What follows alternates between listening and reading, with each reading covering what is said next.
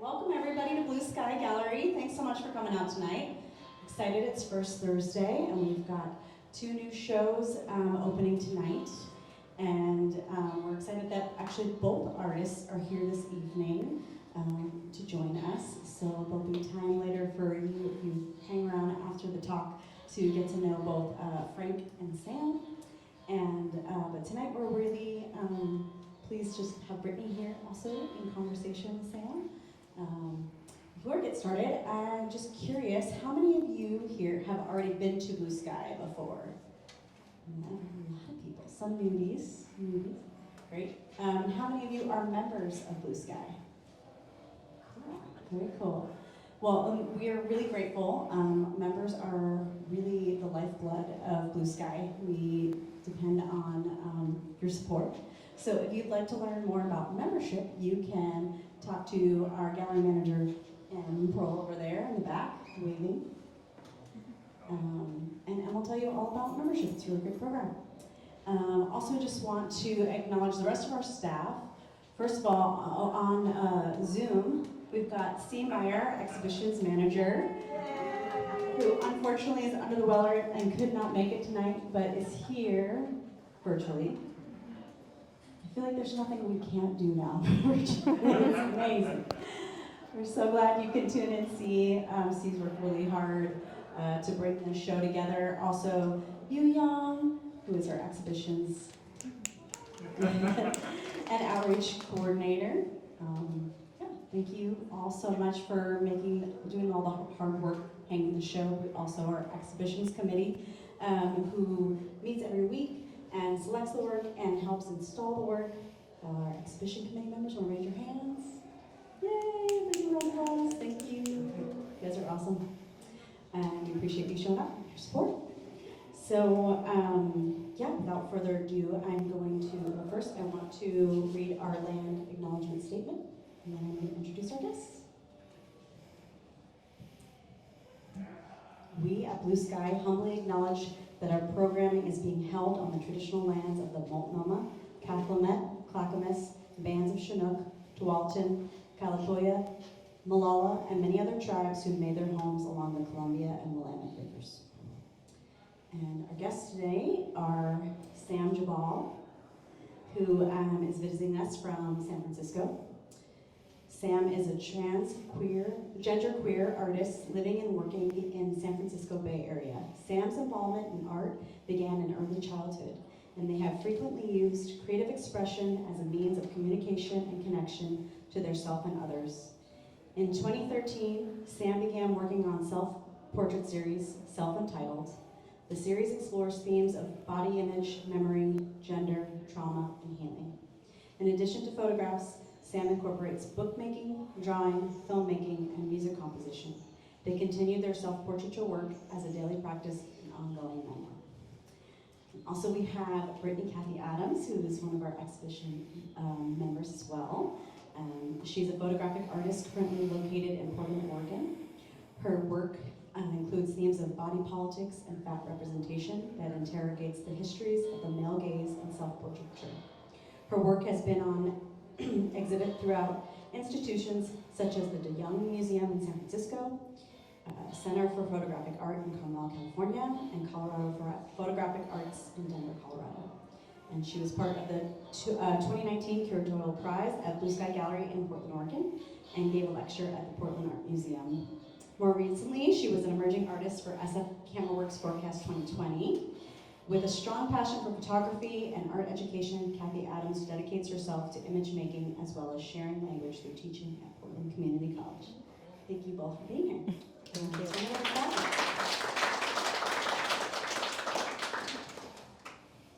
Can I borrow that from you? Sorry, I thought you had both. No. Is this supposed to have a button that's illuminated? I think so, yeah. Okay. Got it. Hello. Hey. Hey. We decided we're just going to talk about how much we like each other today. So. No, I want to thank you all for coming out, coming to these events, being in person, finding safety amongst these talks. it's really nice to see the community come out and support everyone tonight. And I also wanted to say a special thank you to the EC, who I happen to know does a lot of really hard work to put on programs like this. So thank you, EC, as well. But otherwise, I'd like to just start with you and have a conversation about the work. Obviously, I don't know how to shake off nerves super easy, but I'm gonna relax into it with Sam. We've known each other since, 2015. correct. Thank you. We were like, do we have the dates right? Are we gonna have the same story? Yeah, right. But I had a former cohort from my grad program email me Sam's website and say, have you seen this work? And up until recently, everyone had only shared with me the same fat-bodied artist over and over again. And I was like, oh, I know, it's probably Jed Davis. And it wasn't. It was Sam. And so I did my best, wrote a really dorky email that was like, hi, you're really cool and I like your work. We should be friends. I come off really strong. But I'm really excited that Blue Sky is hosting this show. I'm really happy to see so much of the work that all those years ago lived just online from my first impression of it. But mostly I wanted to start today by asking you the question a lot of photographers ask themselves, which is what compels you to pick up the camera? And how did you start this project all those years ago? What really pulled you into wanting to say, I need to start photographing myself? Yeah. The reason I started it is actually I got kicked out of school. I got suspended from Art Center. And I was trying to get back in. And so I don't like asking people to take their photo. I don't like asking for their time. I don't want to inconvenience them. And so I just started photographing myself because it was like, well, I'm always available, so this is easier. It's much harder. The reason I do it now has shifted so much over time. I've wanted to see myself. I have a very distorted view of what I look like. I always have, whether big or an average size. And now it just feels like I have to do it every day. I shoot self-portraits as well as record a video where I say the day and the date and the time, and I talk about the day. It's really important to me. The times where I haven't been able to make work, I have shifted into other mediums when cameras aren't available to me. So it became about drawing self-portraits or making little books. I feel like the one sheet book saved my life. It became really important to me. Now it just feels like it's just a reflex. Like it's something I know that's completely on my list every time. Like I don't not do it. It varies how much I do it all the time. Like each session, I have so much work that I would never be able to see because I'm working all the time. Most of it I haven't seen. And for a while that was really upsetting. Like I have all this work that I'll never see it. And now I'm just like happy that I have the work. Like it feels much more important for me to just make it and for it to exist instead of just disappear. Like I know that I won't have time to see all the videos that I've made. Sometimes I talk to myself for like 10, 15 minutes. Just things that come up. And I find more and more, I'll grab my phone and start recording and I'll talk things through with myself. Because I look at the lens and I just pretend it's somebody that's listening to me. That's been really important. And then recently I've sent some videos to people, and for a while, like I thought, people have asked me like, why don't you just talk to somebody? My first reaction was, will it just be gone forever? And I won't be able to have that. But being able to send it to somebody else and keep it for myself feels like, okay, it scratches like both of those itches, like it's still there. It's important to me. Yeah. Like just to see it. Memory is extremely important to me. Well, and something you said, like when we were kind of coming up with thoughts on like where this conversation could head, I knew you worked a lot. Like I already knew that you were very prolific, more than most people I knew, but can you share how many images you made last year? I don't know. Like I started a new Lightroom catalog in January. I think it's up to like 20,000 and I haven't downloaded everything yet. Like I have memory cards and memory cards that just like build up. It takes a while to download video, but I just want it there. Like it's important to me to just make it. It feels really satisfying to work through things. It can be frustrating to enter a new space and not know how to work with it. And to relearn the light all over again, or just be frustrated. But the times where it feels like it works, or it's something that's for me. Like, because most of the work that I make, no one will ever see. And that's fine.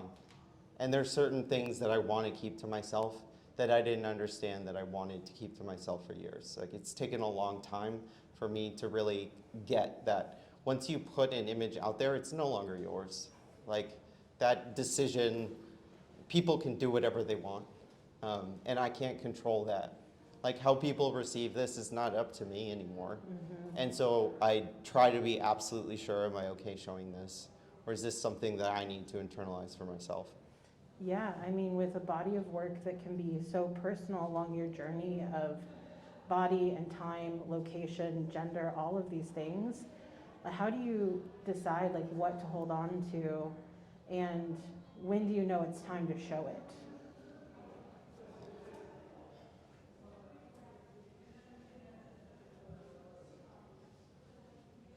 I don't always know when it's time to show it. I just like making it. I know that I've learned over time, I don't like showing work that's extremely current within like the past few months, because I need to process it more. Like, I used to put out things much more quickly. Sometimes I do, but I try to be much more thoughtful in what I put out there, because I need to sit with myself and be able to process things that have happened. A lot has happened in the past 8 years, and the past 10 years since I started the work. And some of it is, it needs to stay with me longer before I put it out there. Like, I took a very long break from showing any work. Like, I deleted Instagram accounts, most of which I can't post things on there anyways. I've been deleted before. And so I just needed that time to myself. But I'm really glad that I continued the work. I think it makes sense, like, to kind of navigate, you know, when you're ready to share. Because with personal work, it's like what you hold on to when you might be ready to put it out in the world. I like that you said too, like, it lives now in its own life. Like, who is in this room is gonna finish it and come to it with their own thoughts on it. And that's a big part that's like out of control. So I think a big question that kind of comes up, especially when in regards to the journey along the way, the bypass surgery, all of this, is using the camera as a reflection.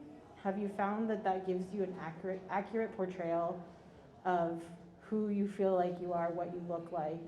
How do you know what you look like? And has the camera helped or hindered that? I still don't know what I look like. And I get that realization through different interactions over time. Like, I feel like when I've taken a photo in the past, like especially when I was big, it was jarring at first.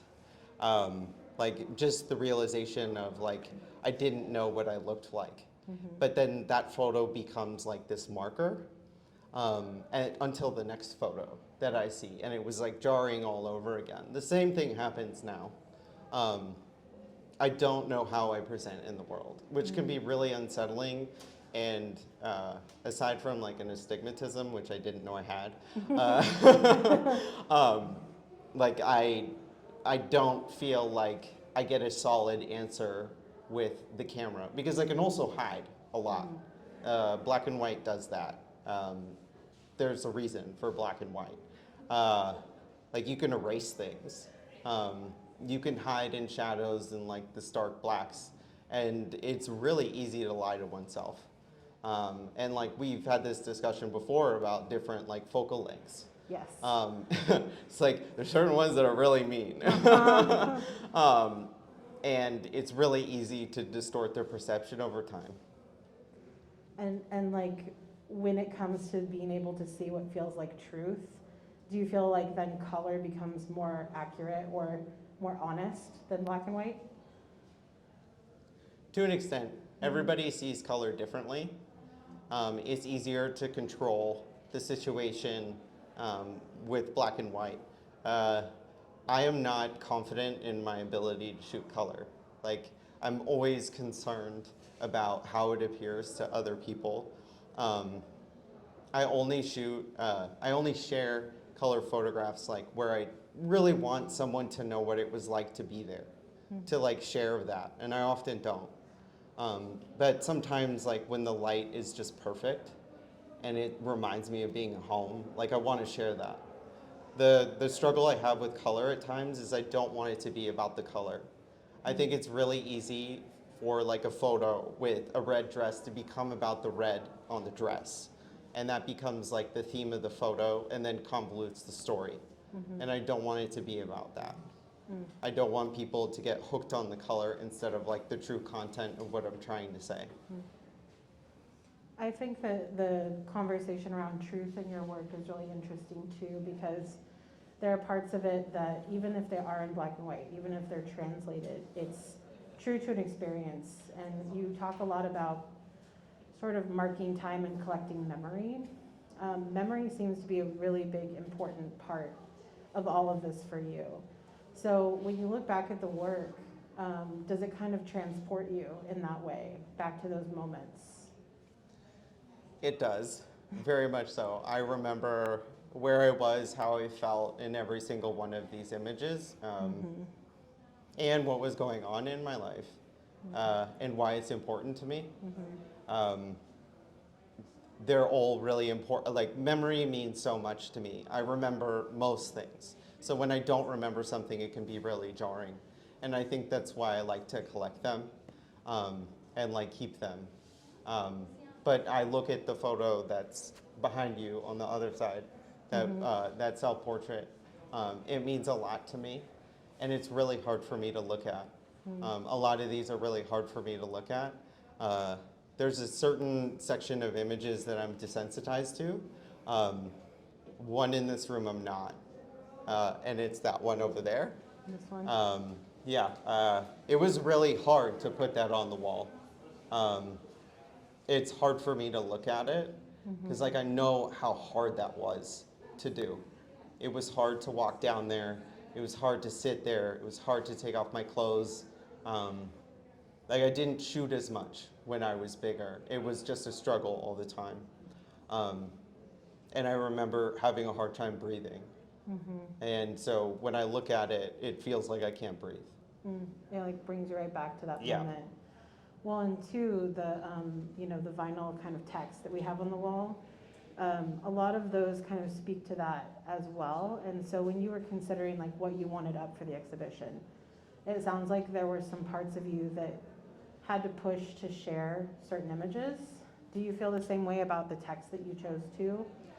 Absolutely. Yeah. Yeah. The text in particular, I really struggled with a lot because I often don't use a lot of words when I describe my images because I want them to speak for themselves. But I wrote that maybe in May last year, and I feel like that just kind of summarizes all of my fears and why I don't like looking at that photo. It's really hard for me to not feel like I'm there, I'm gonna go back, and feel like I can't breathe again. And life was just so hard existing all the time. And I also want to try to learn over time how to not punish myself for that, because I do that still. Like, when I write, I don't need to apologize for my existence. I'm trying to tell myself that so I believe it. But I feel like I need to apologize for like all the space that I took up. Like trying to fit, which was always so hard to fit. Yes. I mean, I resonate with that a lot. You know, there's something about feeling both very visible and invisible at the same time when you're big. It's like no one wants to look at you, but yet you're also very present. You can't hide. You can't. Yeah. But yet there's no room given for you True. at the same time. Something that I found really interesting in our conversations about this, the first time you and I sat down together, I didn't know what to expect because I knew that you had had your surgery. I knew that I was going to meet you in a body that I had not seen you in the photographs that I had seen. And so I was nervous. I was really nervous. I was like, oh, no, what if the reflection in your experience is going to feel some type of judgment against my body? And instead we sat down and we talked about all the nuances of this. Because even though you don't live in a fat body anymore, that experience is something that's so connected and tied to the way that you make images. And it's something that maybe you feel the pressure from people that you can't collect in on, you can't own anymore as your experience. Do you feel that pressure? That's really difficult. I was big my entire life, up until I was 26. Is that right? I can't do math sometimes. Yeah. All of the ways that I make decisions, like how I assess chairs or like fitting in spaces, is around being in a bigger body my whole life. To feel like I'm not allowed in that group or like to identify in that way is really difficult because it's really shaped every part of me. And it still does. Like I bring that into the way I interact with people. And it's really hard to pull myself from where I was and not like assume that's where I'm still at. Yeah. I remember one of the first things you said to me was, I still turn sideways to walk through a door. Because I remember walking through it in a different body, and now it's changed. And catching your mind up to your body and your vision of yourself is so hard when you're in the process of photographing. And so especially when you were talking about this photo, something that I hear a lot from young photographers is, this project for me was so therapeutic, these images and my work to me is so therapeutic. But do you think there is a line where pain and like harm still exists in making photographs? I think the consideration of like whether this is self-harm or not, or like what that line is it gets really blurry. It can be really difficult. I recognize it more now than I did before. But I can still really fall into that because there are times when it is. I would consider one of those lines is like sharing things that I'm not comfortable with sharing and pushing myself to do it anyways.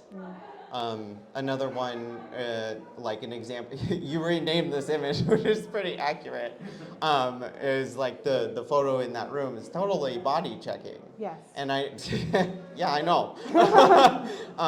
Like, I know that when I'm shooting to like search for something, it's like I'm trying to search for if I'm okay. Yeah. And I do that, like, when it falls into body checking, like, I cannot go into that room. Like, there needs to be, like, some, bumper rails on, I don't do this or that. Can you define that for our audience, body checking? I guess, like, for me in particular is, like, it would be pulling my skin at times. Like, I think it's different for everybody else, but it's just constantly assessing my body to see if it's, like, satisfactory in a way, like, is my size okay? Like, am I seeing things correctly? Like, I'll put on a pair of pants and I'm like, oh my God, they're bigger. Like, I mean, they're smaller. Like, this is too tight. And like pulling my skin, it's like I'm trying to like search for what's there. Like the difficulty with the excess skin, and I struggle with it a lot, is like, it feels like this weird joke of like, I still don't get to know what I look like.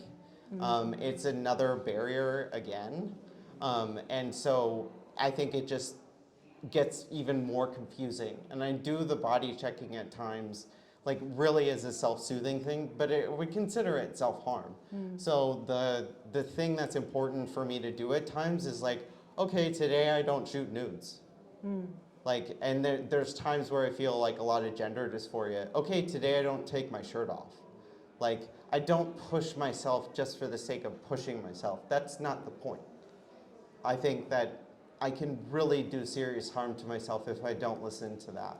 And it's been a process of really trying to listen. And it can be with editing too. Like there's times where I'm like, I have to get up, I cannot look at this anymore. So there'll be months where I don't look at any work. I just put it on a memory card and I leave it for later. Or I download it into Lightroom and I leave it for later. And it's there. And then there's years that I don't look at. Like most of 2019, I do not look at. Like if I start to go into certain sections of my life, I know I'm asking for it. Maybe there will be a time in the future, but I feel like it's important to constantly reassess where that line is, because I know it's like a moving target, because I'm changing over time. Things have less effect on me than they did before. I would say the more recent work is more difficult for me to look at. More recent work, I mean like post bypass surgery, is hard in like a gender dysphoria way. So there's certain work that I don't show anymore for that specific reason, because it feels like it's being unkind to myself. And then like there's several images that I recently re-edited from like 2013, 2014 that I just completely discounted because they were really upsetting. It was too close to me. So I think that that's also why it's important to leave more time and space away from things. And maybe I won't change my mind, but I think giving the opportunity to give myself a chance to breathe is really important. It's also a kindness that you're giving to yourself, and it sounds like that's been something that you have placed into practice after the knowledge that something has hurt you. So maybe pushing yourself to make the work, to edit the work, to put it right out there, to show it right away, finding that harm has made you sort of create a practice of self-care in the way that you make. I find that too, there's something about the way that you're really purposeful with your sequencing that does the same thing. Whether it's online or in this room, you do have a very careful sequencing. Can you talk about that? I think it's really important that I don't put things in chronological order. I think that it steers the direction into like, this is really about weight or weight loss surgery, which I get frequently. Most people would say like, is this your journey through weight loss? And like I've said that in the past, just specifically for videos, but I think it put a message out there, or maybe people just interpreted like that was the point. And I started this project well before I even considered bypass surgery. But the reason that I put it out of order and what's specifically important to me within the room is I feel like they start to talk to one another, like all the different parts of me. And it's funny, like most of the time people have no idea it's me. And that's happened a number of times over the past 10 years. But I feel like there's certain images where I want them to look at each other. And like that it's all a part of my life. Because I would really like to put it into segments, because it makes me feel safer. If I put it into segments, I can be like, that's disconnected from me, that's not me. And I don't think that's necessarily being fair to myself. Because there's this othering thing that happens, like when I put a beginning and then, you know, like through the present, that isn't really kind to my bigger self. And that was my experience my whole life. So it's like, I don't really see the point anymore of doing that to me. I would love to sometimes. But I think that letting myself have a conversation on the wall is much more important than seeing some downtrend that's kind of, it doesn't really matter. Does it really matter? No.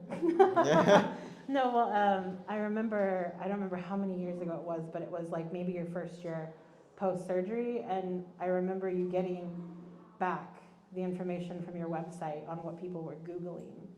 And this is surrounding this question of, do you feel the pressure in the work, once you put it out to viewers, that you have to show this radical transformation of before and after, which is so common with like weight loss work, but also with gender work, that there is this radical moment that here was me before and now here's me now, and look at how I've figured it all out. Do you feel that intense pressure to find resolve within the work? I don't feel pressure because that's not why I do it. Like I really do it to like catalog as a memoir. I wish more people would start memoirs early. I think it's an interesting concept to like do it as it's going on instead of waiting till the end. Like my grandpa wrote his memoir when he was 95, and I was like, good luck. You have a few years left. Yeah. Go for it. Yeah. And then reevaluating where I was at each point. Like I guess that's important to me. And it's like, whose life is really resolved? You know, like it just lives on after the fact. Like I think when it's resolved, aren't you dead? Like it's just, you know, like I would just rather like keep going and reassessing over time. And like I said earlier, like memory is really important to me. Like I would love to remember it as it's happening, or at least be able to see it and reflect on it. And I might feel differently over time. Like I think I do feel pressure in a sense to like stay a certain size, and I think that's also self-imposed, which can be really difficult. Or like in the gender spectrum, like sometimes I think I have it all figured out. No, and it's like a rude awakening. Like, who am I? Like, how did I get here? Am I okay with this? And that's been really difficult. And I think like again, it's like the moving target. Like, I guess I don't want to be the same over time. That's kind of boring. Like, I feel like I should be changing over time. That's a natural progression. And, like, it can be really unsettling to not know who I am and to be like, am I this or am I this? Or, like, what do I actually want to do? It's really difficult. But it's nice to have something that I work on continuously to be able to process that. It's been really important. And again, I have no idea how I present to other people, so it can be really challenging in that sense. I mean, the experience that we all have, like in our own selves, we know can be sometimes very different and jarring from the outside world, but to also have a document of yourself through the years on the walls, walk into a space and go, do they know I'm the artist? They know I'm the artist, right? That can be an even bigger experience of kind of that dysphoria. And so I like that what you're kind of talking about is that I hear you saying some of these questions aren't the questions for me. Like you're not interested in interrogating those sorts of questions more so than you are like really marking time of your existence, of your experience, of your life. And especially too, like the places that you are.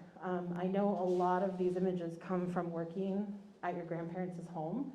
So memory is even a bigger part tied to these. And I was wondering if you can talk about the mediums that you work in, not only photographically, but memory collecting, period, when it comes to the family home in your life as well. Yeah. I was raised by my grandparents. I grew up in this house. I've come back over time, multiple times to live there. My grandparents meant a lot to me. The home meant a lot to me. It's where like I learned light. It's where I really grew up. It's all the times that I cried. It's the times where all I wanted to do was ride a horse.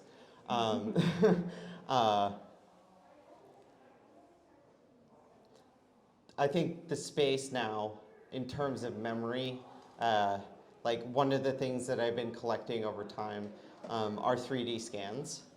Like I really would love to recreate that space later on and just have it. Like I don't have the skill level to do 3D.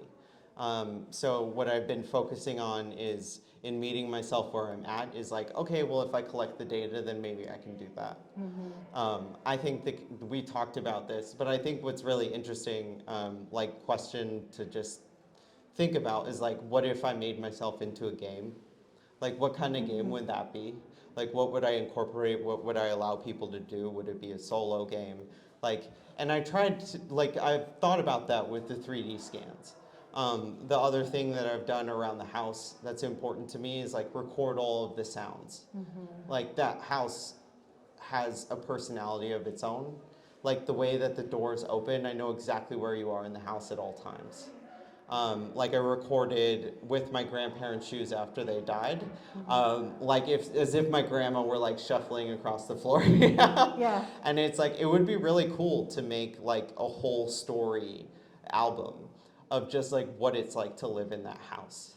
And I, as like it winds down being there, because I was living there the past 3 years until recently, I tried to like hear my grandma, like what it would be like when she walked in the house for the first time, and saw it and like, we need to stay here. So all the different mediums mean a lot to me, especially in this space. And like using different ways to communicate that. Like, I want to remember what it sounded like when the hawks are hunting. It's brutal. Like all of those different things. So like sound, like creating like an immersive experience for myself. And something with the 3D scans that I've realized that is also helpful for me is that they're broken. And it feels like when they're broken, like I get to keep something for myself. And also, like, the memory isn't going to be perfect, which is fine.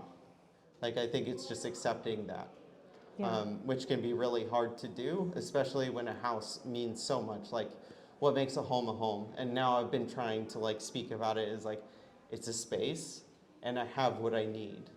I do feel resolved with the space. Like, I could work there forever and not be finished. Like, I love working there. But I, like, for the first time, like, I remember like crossing the creek and just being so happy to be there after the storm. We got a pretty bad side of the flooding that happened there, and a lot of things got destroyed over there. And it just felt so nice to just go over there with like the best camera I have is always with me, which is my phone, and I resent that camera. And it was the only thing I had, and I think it meant the most to me. It's like, just to see this one more time, and if I don't go back, that's gonna be okay.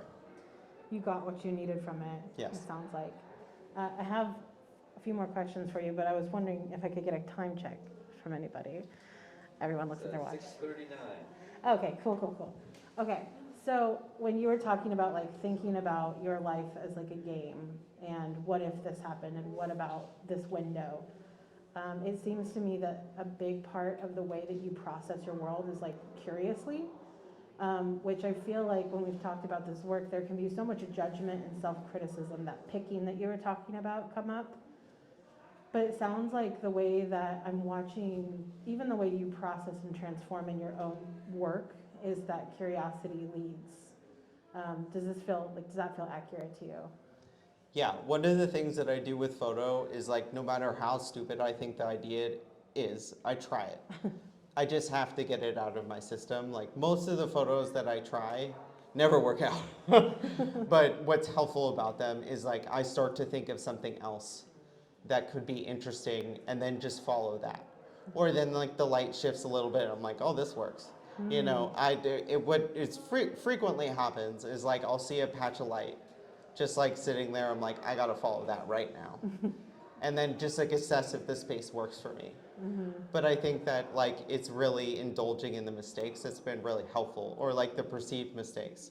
And like, maybe I shoot it and it's like an almost, but it could bring me to something else, which I think is really important to try. And I think that like the image over there where I'm in the pool, I saw my skin move in a certain way for the first time when someone took a video of me jumping. I was not wearing clothes, and so my skin was moving in a way, and I looked, and the video was in slow motion, and I was like, that's very interesting. And I started to like assess how that my skin reacts in water, and so I'd been shooting underwater over time. It's really difficult to shoot underwater, like taking into account, like, is my hand weird? You know, or like, do I have this deer in the headlights look? Or like, are my, you know, cheeks puffed out because like I'm trying to breathe air. Yeah. And this time in particular, I just got on the diving board and jumped in the pool over and over and over and over again.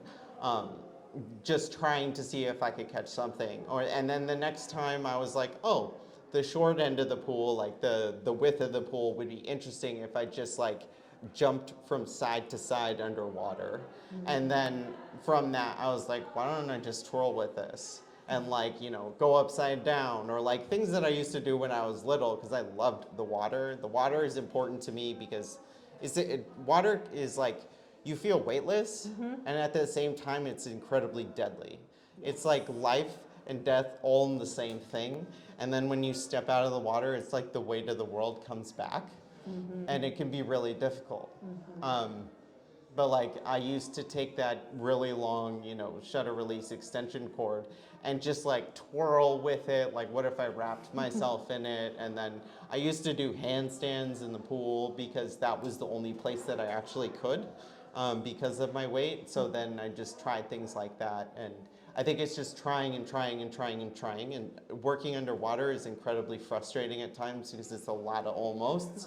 It's a lot like, damn it, that was all blurry. Yes. Or like the most recent thing a few months ago was like I got excited and opened the housing and closed it a little too quickly and completely destroyed the camera. But I got the images, which is more important to me. But I think it's just really indulging in the trying and like trying to let go of this might look really stupid, but later it could be cool. Yeah. Well, and with all I mean, I'm gonna take a guess. With the thousands of photos I imagine you take in each location that you decide to pose in, how do you determine the one? I know this is like such a hard question. You're looking at me like, how dare you ask me this? But I mean, how do you determine if it's a successful image for you or not? Like the poses, whether or not you're looking at the camera, whether or not you're smiling at the camera. What for you tells you that's the one?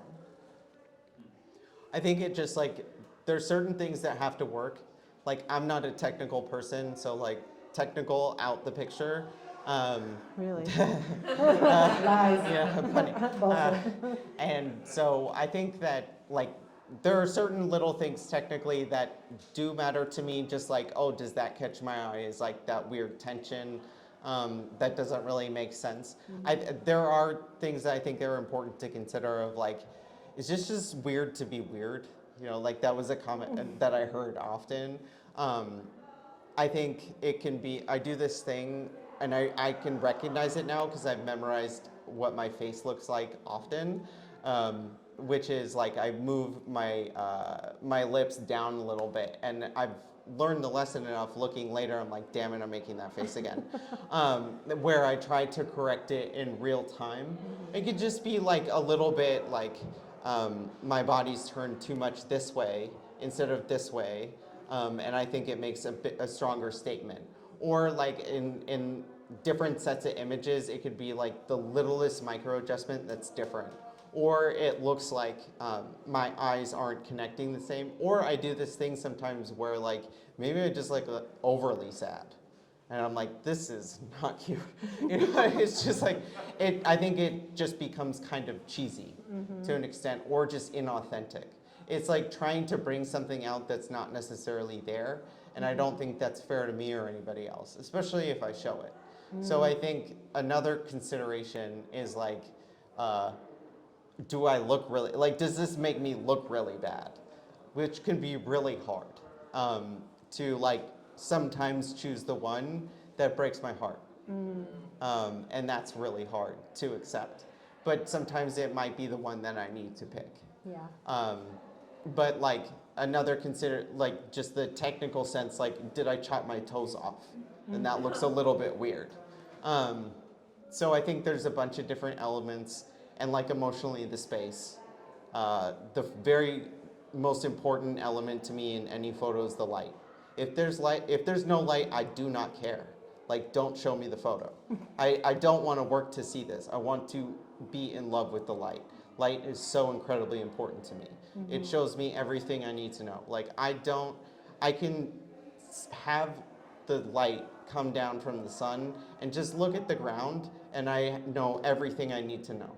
Like, I can see the light shifting over time. I can see the trees on the ground. Like, I can see if there's squirrels in the trees.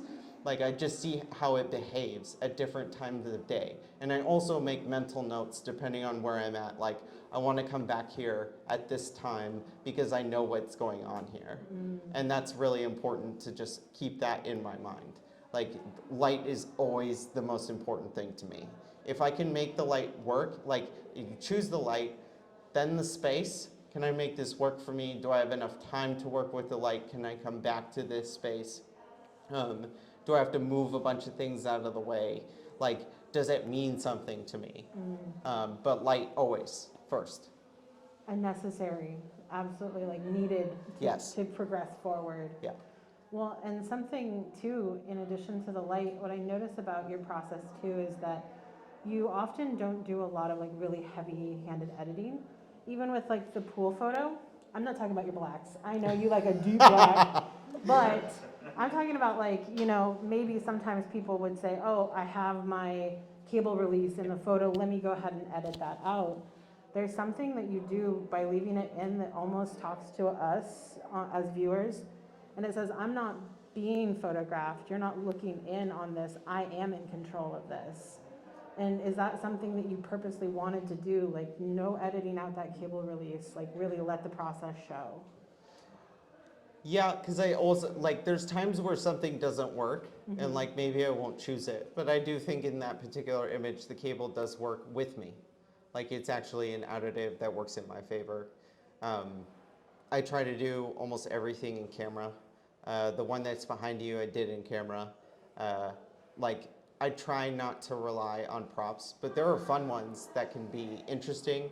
Like, I got into using like these huge rolls of acetate paper that are extremely reflective, and that's actually my car headlights, just slamming across. Like, I would prefer to get things in camera.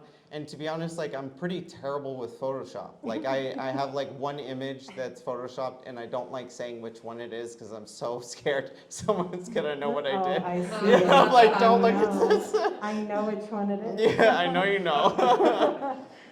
You can pay me later if you want to know. Well, I know that we're getting close to wrapping up our time, and I really wanted to make sure that I asked you this question, because Elizabeth Avedon has been not shy about sharing, but I was wondering if you could talk about what you're working on now and what is coming in the future. Right now, I'm just continuing to make the work. I did work on a book earlier in the year. I just wanted to like practice the exercise of making the work. I never thought that I could actually make a book that means a lot to me. It took a lot of time and iterations to like get through like what I wanted to like possibly say. And as I've said to you before, like I could print one and just throw it in the ocean. Like what means the world to me is like I actually made a book that I like. That was really important for me to do. I also make films. Like what I would like to do is a longer film. Like a lot of the things that I want to do, I don't have the skill level for yet. Like I can learn. I like learning. It's fun. Like it can be really frustrating, but to like even push myself to like learn InDesign to make the book. Like I needed to learn more to make it work for me. But I know exactly what I want from it. And I'm not willing to compromise. So again, I can print one and throw it in the ocean, and that's okay with me. Or no one needs to see it. How dare you?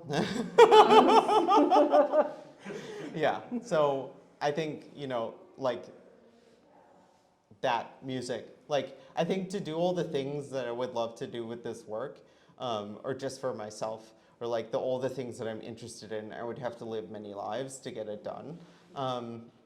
And it's really fun to like be curious about different mediums. Like, I love music. I want to make music that I want to live in. Like, I want to make music that is like the memory that I just love. Like, I would love to make music about images that I've made over time that accurately portray how I feel. So that's another thing. But I really do love film, and seeing all the different things that I can do with that. Like, I was just walking around and noticing what the leaves sounded like under my feet, and I was like, I should, record this. And then I started recording my feet wherever I was walking, and then I was trying to like troubleshoot, like, how do I do this without walking weird and making it look natural over time? But I think I could just keep thinking of things and not be done. And I think I've done an okay job is accepting that I probably won't get to it. And that's okay, at least for right now. I might feel differently about it later. Yeah, the process over the product, right? Yes, yeah, The making has been the important part. yes. I love you. I love you too. Well, thank you so much for sharing. I mean, just what is such a very small snippet of the work, like, I mean 0.001% of what I know you make, but also just being so candid with being open to talk about this work. Not all photographers do want personal questions, and I found that as I was like, all right, how do we want to navigate this? You're like, ask me whatever. I was like, got it. So thank you for sharing with us and being here.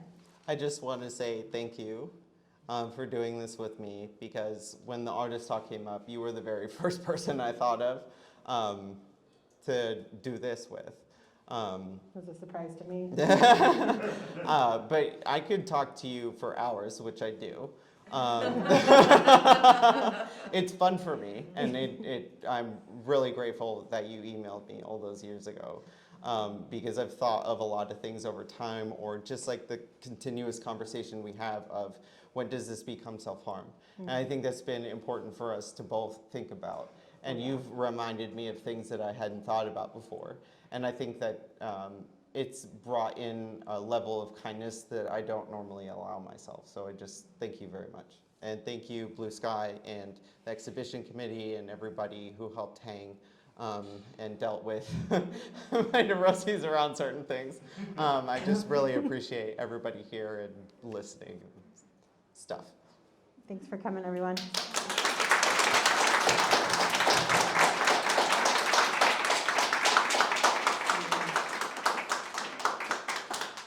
Well, thank you, Brittney. Those were great questions, and Sam, very thoughtful answers. It's really great to have an insight between your friendship and these conversations that I'm sure you've been having for years. So thanks for letting us in.